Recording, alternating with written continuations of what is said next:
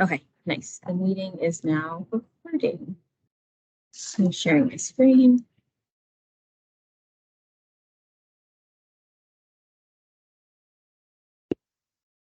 Cool.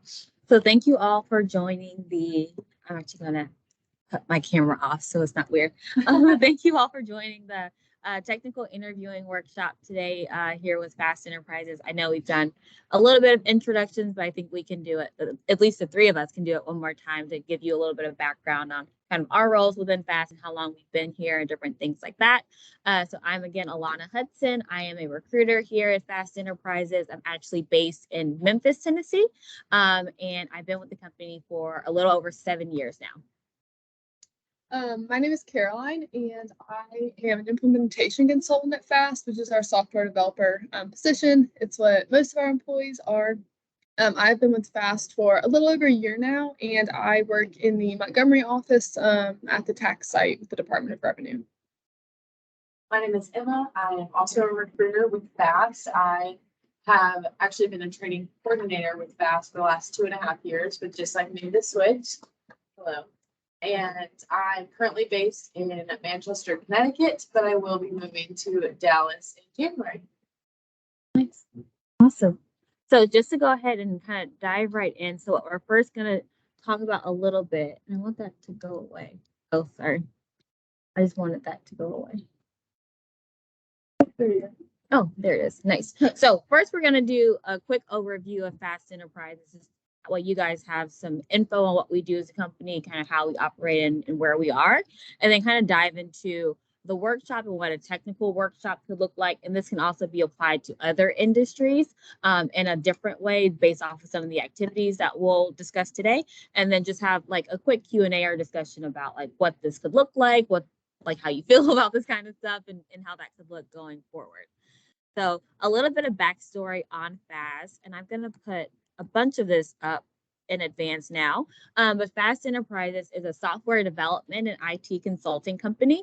And so we were actually founded in 1997. And it's kind of a cool story. Our 7 founding partners were all coworkers and colleagues at another company doing something really similar to what we do now. And every single time they had a new client, they had to recreate the exact same software product every single time they gained that new client. So they said, we keep doing the exact same thing every couple months, every couple years or something like that. What if we kind of had a template, like a basic version of the software that we could just implement and then later down the road tweak to fit their more specific needs, requirements, and things like that. They took that idea to their bosses and managers, and they said, no, we want to keep doing business the way we've always done it and keep our processes the same. So they did not agree with their idea. And so our 7 founding partners decided to leave that organization to start their own company. So they actually rented a house in New York City, and they were working out of the basement of that house, and a couple of them were actually living in the house. And so that's actually like where Fast Enterprises was born. And so we started in 97, and then we gained our very first client in 1999 with British Columbia. So we are a US-based company, but our very first client just so happened to be in Canada because that's who took a chance on us at first. But since then, we've not only been able to expand our client base in our locations, but also the different types of software products that we are implementing for them. So the very first one that we implemented is a GenTax solution, and that is tax processing. So think about the Department of Revenue. The second one is Fast UI, which is unemployment insurance and benefits. So if you think about the height of the pandemic when millions of Americans were out of work and had to file for unemployment insurance, that is a necessity within government agencies. So we're implementing that software as well.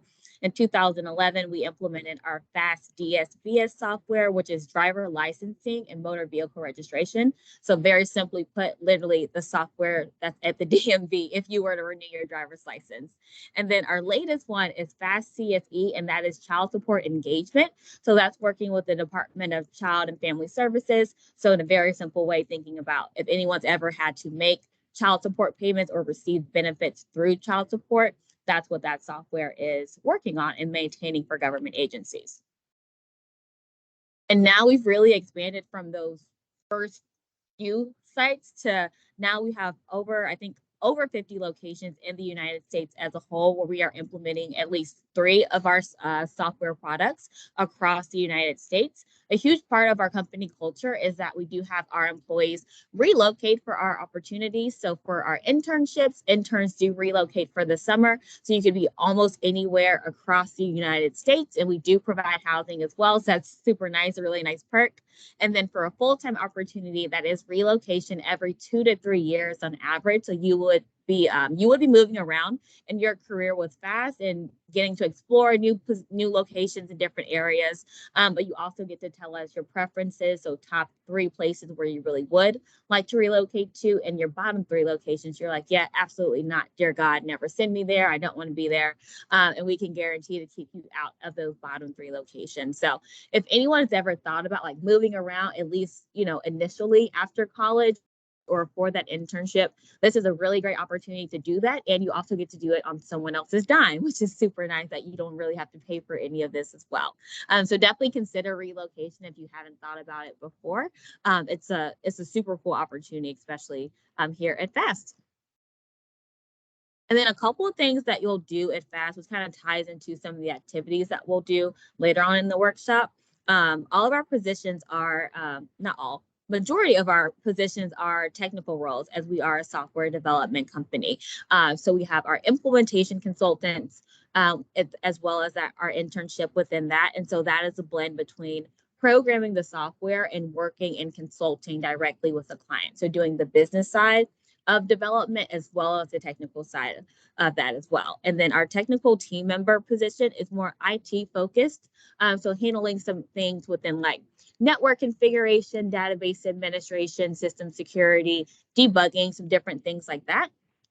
And then we have our training coordinator positions, which our lovely Emma just transitioned away from that role. But it is a train the trainer approach. And so our training coordinators are responsible for providing all the information that the clients could ever need on the system. So think about if FAST Enterprises was never there, they still need to be able to maintain and support the solution. So providing them with the training in order to do that, whether it's for next week or for 50 years down the road, essentially.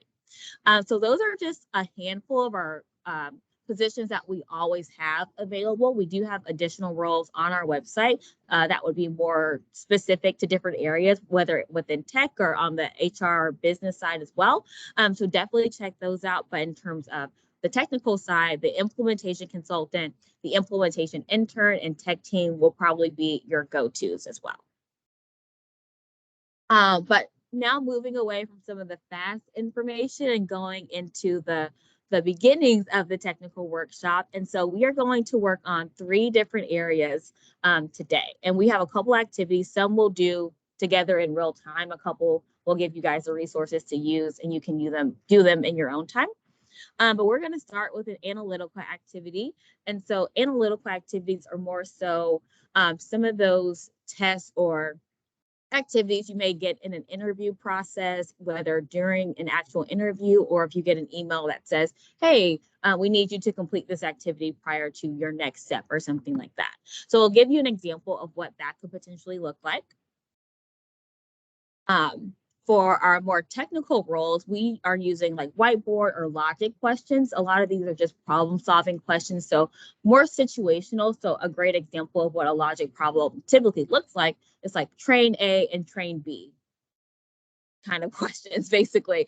So those, train A leaves the train station at this time and train B leaves at this time, and they are going to collide. What happens then? So those are those kind of problem-solving questions. We don't ask train-related questions specifically, but there are a ton of different questions that you could be asked in an interview, and they're not necessarily specifically on tech items or tech concepts, but just like, how do you think through a problem? How can you problem solve? And problem solving is a skill that you will use in every single job, every single industry, and every single role that you will ever have. So we'll work through one problem within that. And then behavioral interviewing. These are the questions that everyone gets in every single interview for the rest of your career. As long as you are job searching and looking for your next opportunity, you are going to receive some of those behavioral questions.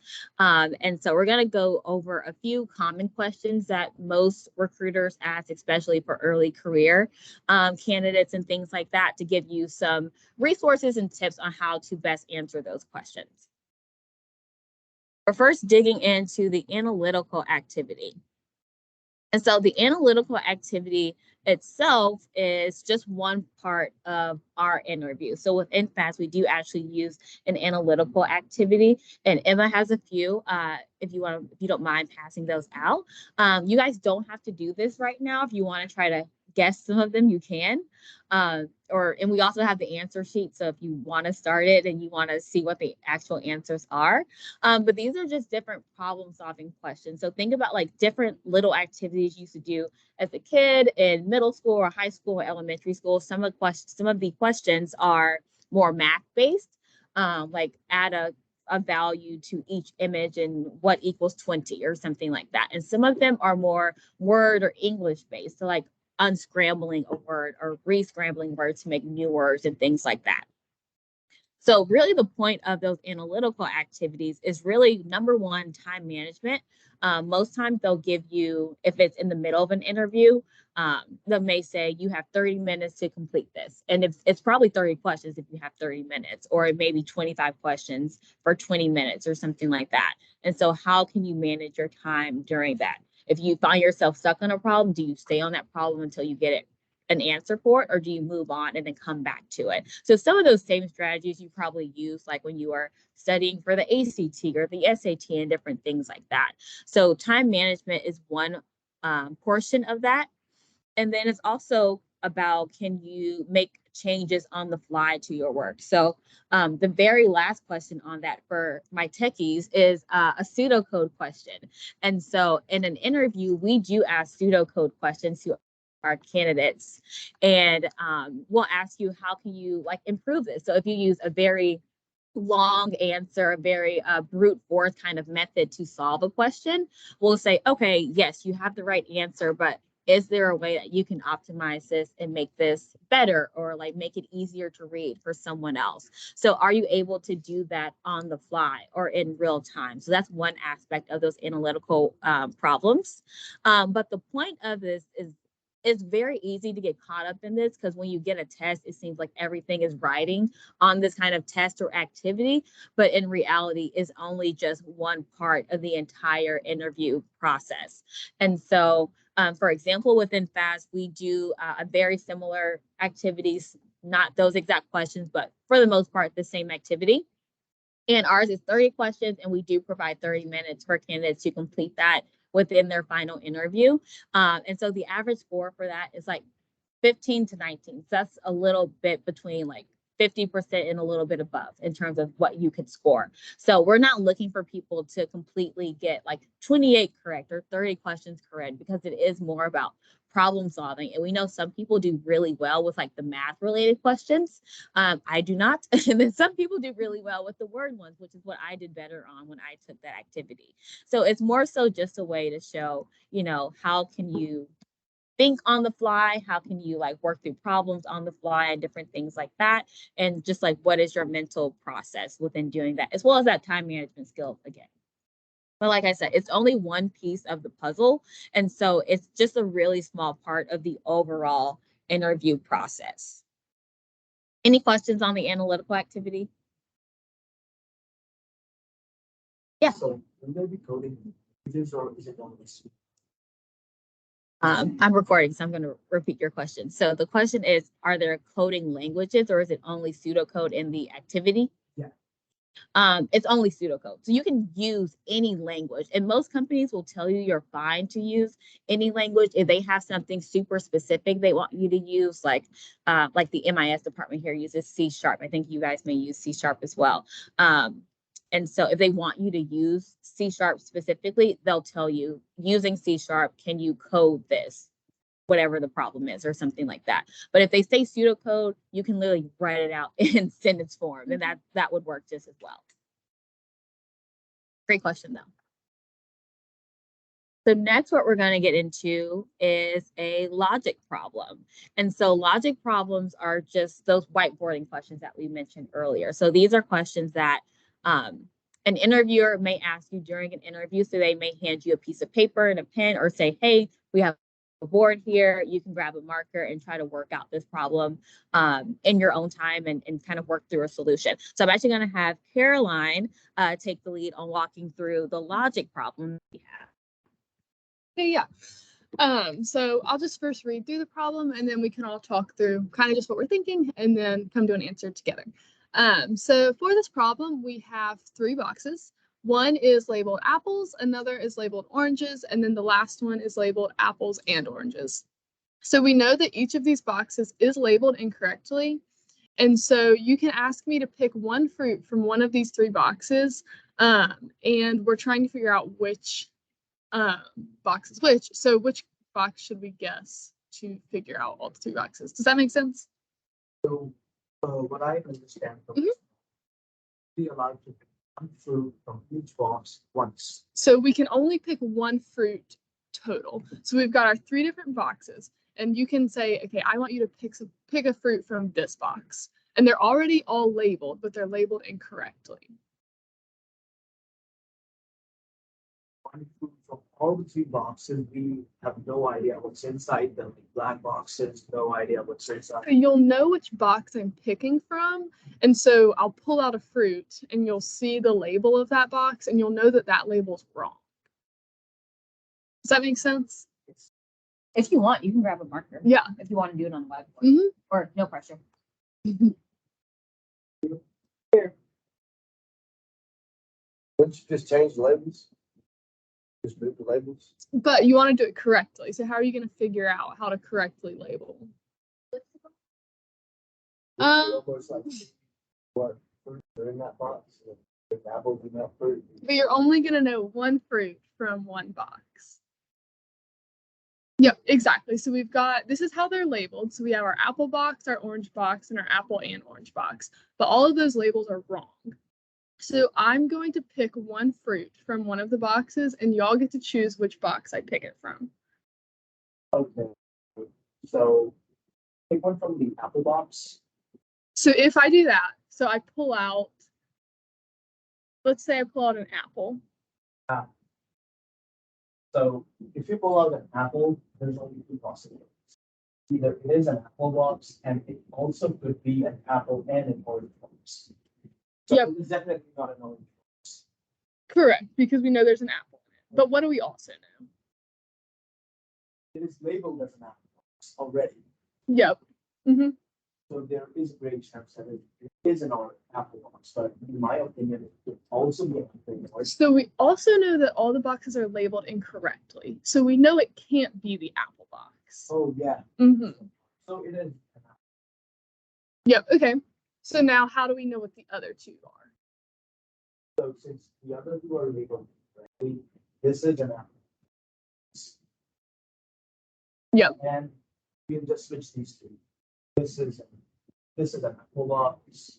No, wait. So this is an apple and orange box. This is not an orange box. Correct.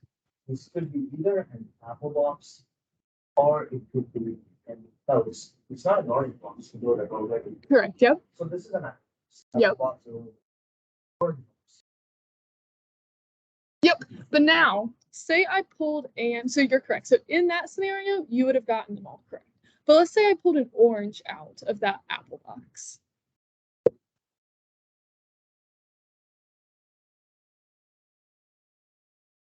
Okay, so people can orange when you have the box. Yep. So it is so the only possible direction is either an orange box or an apple box. Exactly. So we know that it is not an orange apple box. Do our observations from the previous round hold, or it is like Nope. So this is kind of another scenario.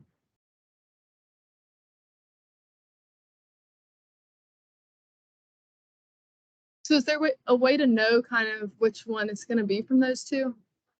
Exactly. So this might not be the best box to pick. So there's a chance that it would be a helpful box, But there's also the case where we're going to get stuck of like, okay, we have 50-50 shot and we don't know which one it is. But what if you put the apple in? Okay, yeah, let's try that.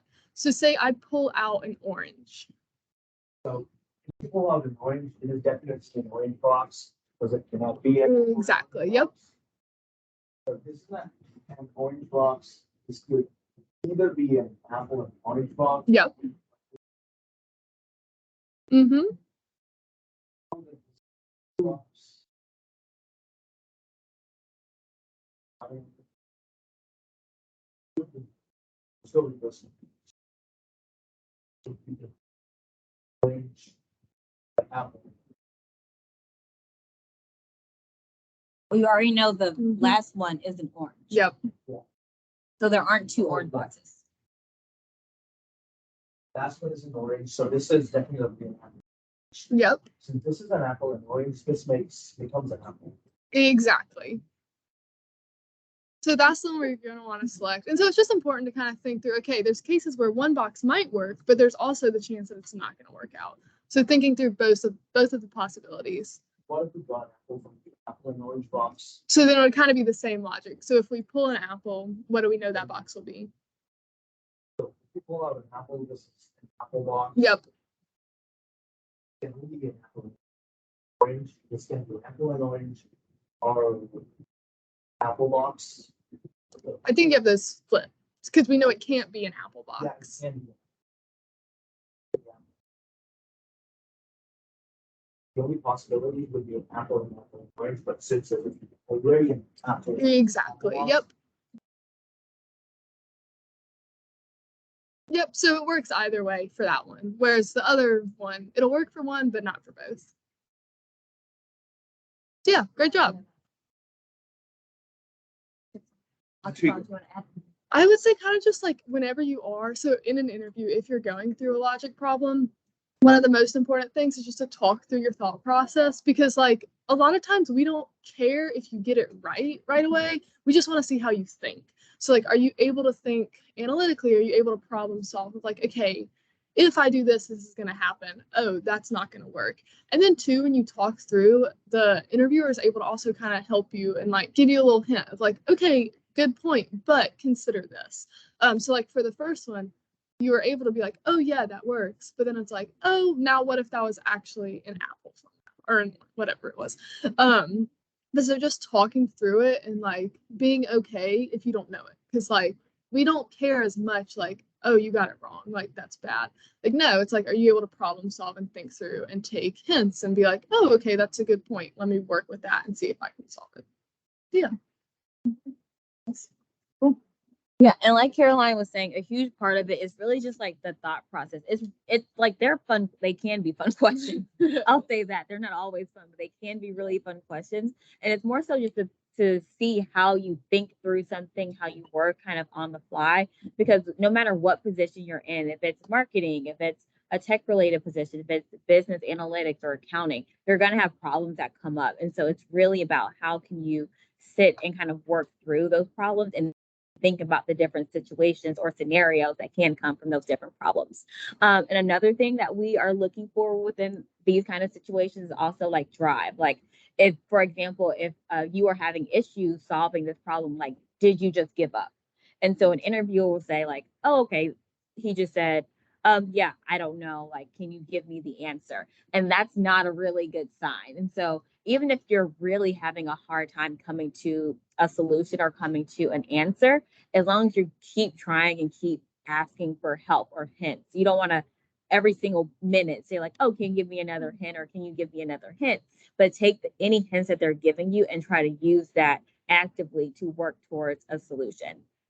And then the last part is just like, are you being a good sport about it? Like, if it is something that's a little bit more difficult for you, or just like, hey, this is completely out of like my comfort zone, like I don't really like this kind of stuff, or do you still have a good attitude about it? You know, are you still just trying to work through that? Because think about it, the not necessarily the faster you get it done, but once you get it done, you're finished with that. So you don't have to worry about it, especially if it's something that you don't like doing in interviews or just any kind of process in a general sense.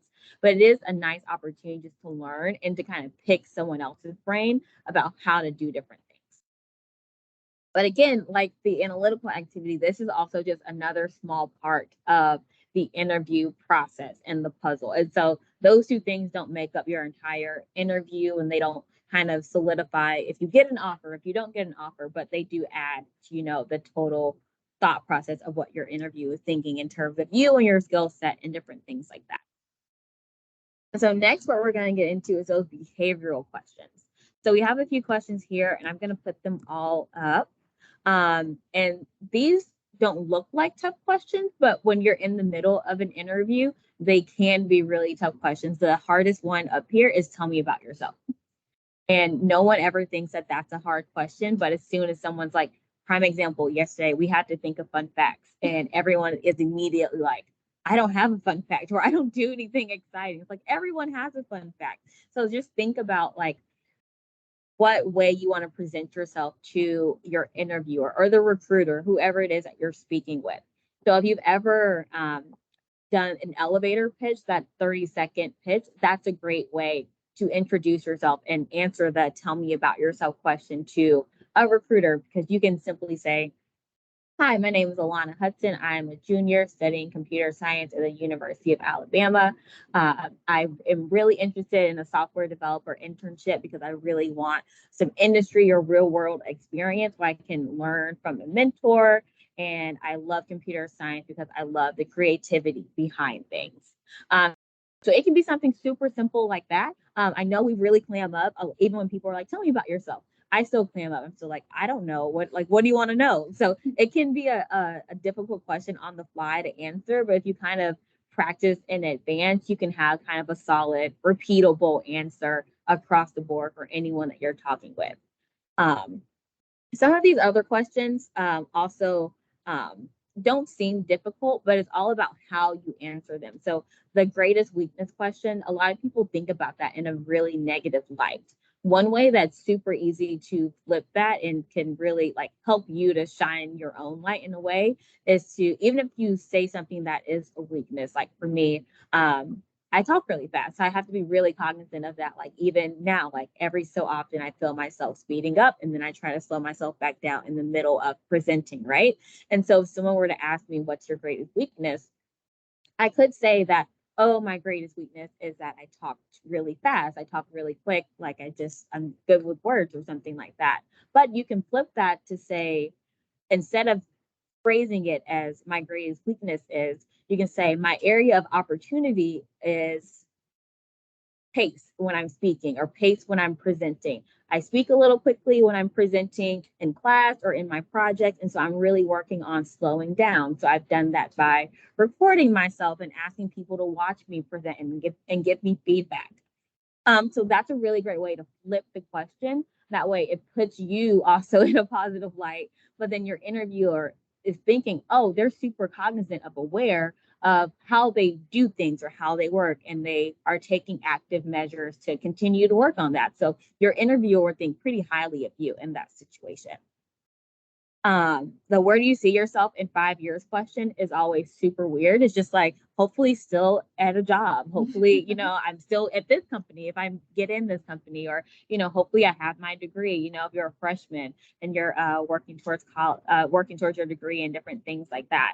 And so I would say if you have a general idea of where you do think you see yourself, if it's something as simple as I see myself being a software developer in a particular industry, you can say that. You can say, I see myself being a software developer in game development, or if you have an interest in something else within a marketing firm, within fashion merchandising or something like that. So if you have a passion or something, you can kind of incorporate that into your answer to say where you would hope to want to be within 5 years. Now we know everything changes literally at minute by minute. And so we know that'll change every single time we give that response, but you can also kind of start to form that blanket kind of example. Like you can always go back and repeat and kind of update in real time as needed. And then for my people that are interviewing currently for internships or full-time opportunities, you'll get questions on, do you have a salary requirement or a salary range that you're looking for a full-time role? Or do you have a wage requirement or an hourly wage that you are looking for in an internship? A lot of companies do now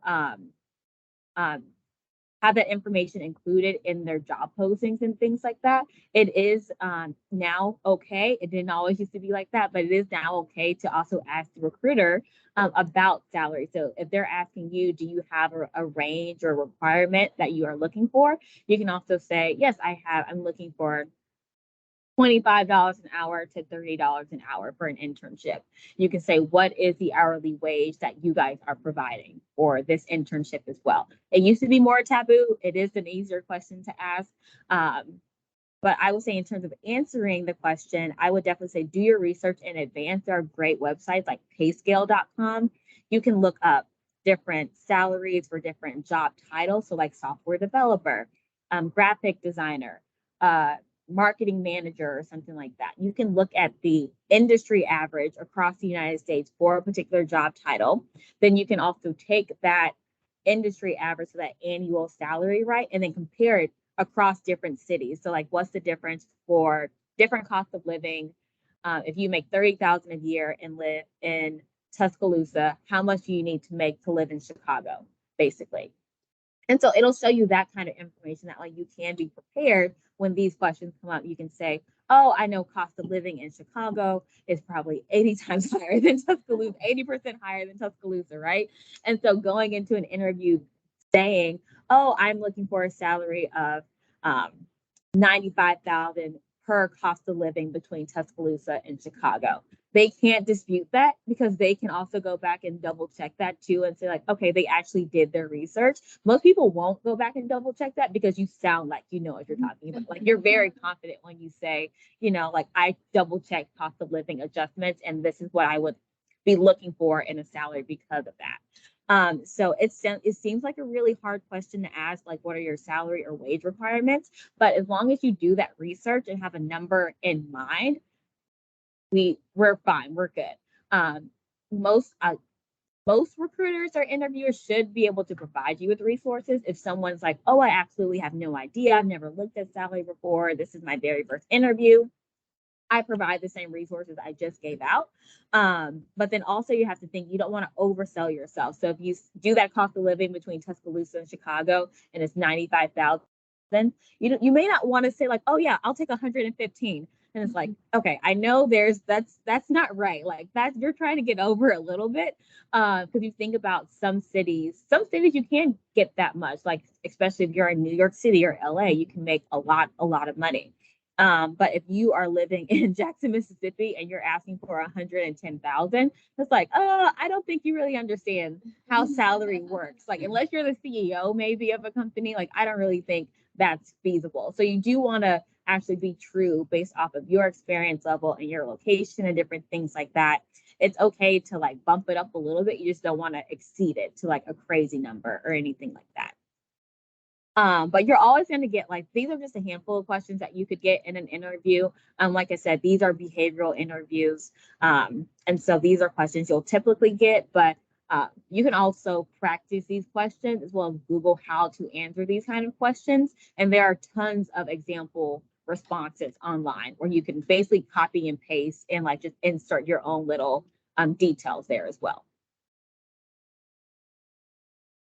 And basically the point of the behavioral interview, it basically pulls in everything. So like within FAST, for example, it's definitely going to cover your technical skills. So we'll probably ask you some technical concepts. It may not specifically be pseudocode or that analytical activity for the very first interview, but we may ask some technical concepts. Like, can you define this thing within tech? Can you define this phrase or this word or this solution? But the overall point of the behavioral interview is to definitely check out your attitude. Like, how are you as a person? What can you add to our organization? So it's not about like fitting in. We don't want people that can fit in. I don't want another Alana on my team, right? Like, that's why I'm here. If they need two of me, I'm in trouble, right? And so we don't want another person, another Alana, another Caroline, another Emma. But like, how can you add into the organization in this team, and what can you do that's never been done before? So that's what we're looking for in an interview, as well as it's all about like you marketing yourself. This is a way to like, it's like branding kind of. I know we use that term a lot across the board, but it's just a way to brag on yourself, not in an arrogant way or in conceited way, but just to say like, this is what I've done. This is what I've done. These are the skills I have. This is why I feel like I am a perfect person for this opportunity and for this role and to add to your company. And this is how I see myself adding to your company. So if you can explain those things, that's kind of what we're looking for. And if you can touch all those points, and you don't have to excel necessarily in the technical questions area or the behavioral questions area or that whiteboard or logic problem, but like we're looking at the total package. So not to say like, oh, they got like a 12 on that activity that we did, but everything else they did fine. So maybe they just don't do well with tests. A lot of people don't do good under pressure, like the ACT, that's been known to be a thing. And so we're not looking at the individual things and saying like, oh, Emma didn't do great on the logic problem, so like she's not moving forward, or Emma didn't do great on the analytical activity. She got 10 questions wrong or something like that. So we're not moving forward. We're totally fine if you make mistakes or if you work through as you're working through those, because that's the point, to see like how you are as a full person, as a full candidate, and not just the different aspects of you as a whole. But yay, now you got the job. And so just some additional tips before, during, and after your interview. Before every single interview, I would say before you meet any company that may be on campus too, especially like at a career fair, I would definitely say do some of that initial research, just like basic, like what does the company do? I know at career fairs, we use a lot of companies. It's just like our practice, like to get out the nerves and to talk to people. But if there are companies you want to talk to, for sure, do that initial research just to have an idea of what do they do, who is their client base, and like what are some of the jobs they have available. And that can be very basic that you look at on Handshake based off of the list of employers coming to that event, right? Also, before your interview, you just want to practice some of those questions. You may not necessarily practice like the whiteboarding problems or the analytical activity because you may not have access to those. You can Google those logic problems. There are a ton of the one we did, you can easily find online. So you can easily Google those and practice those and see the answers to those. You also want to practice some of those behavioral questions and a few other behavioral questions that weren't listed. Always start with, tell me about a time when blank.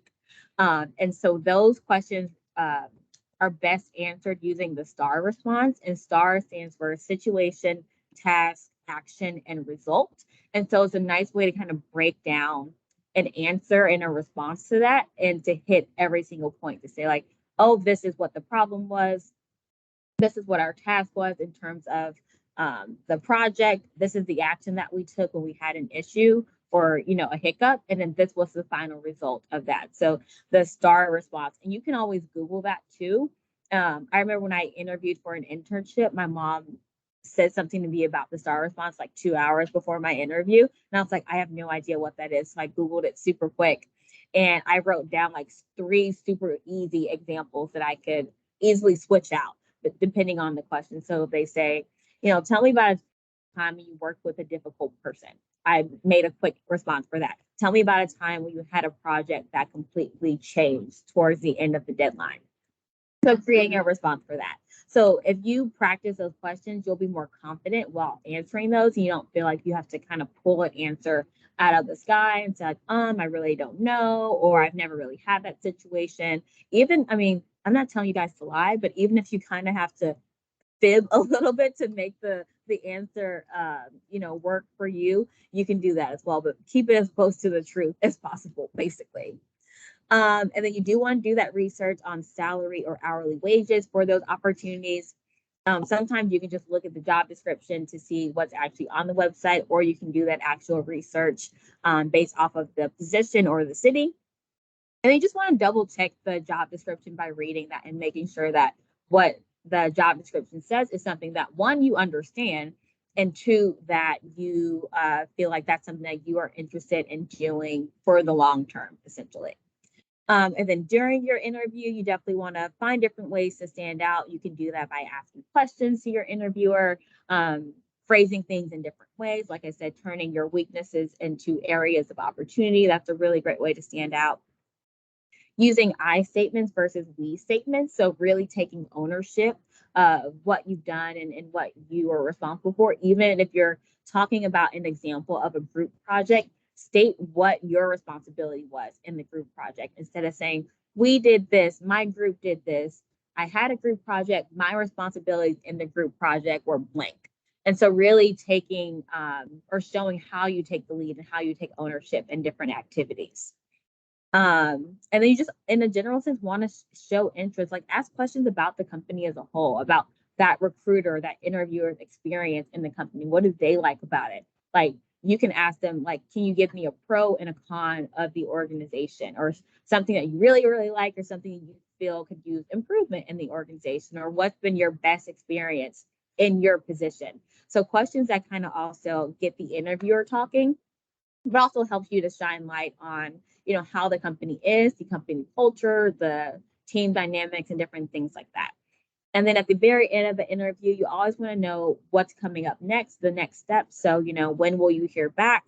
Is that going to be a week from now? Will I know something in a month, 2 weeks, at the end of the day? So you just want to know that timeline.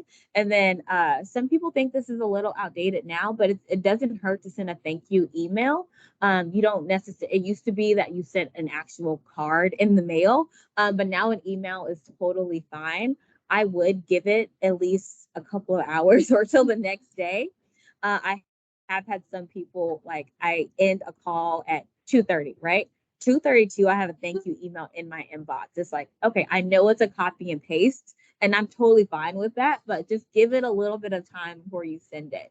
So if you interview with a company or a recruiter in the morning, maybe send that late afternoon or before the end of the day. Or maybe you can also wait till the next day.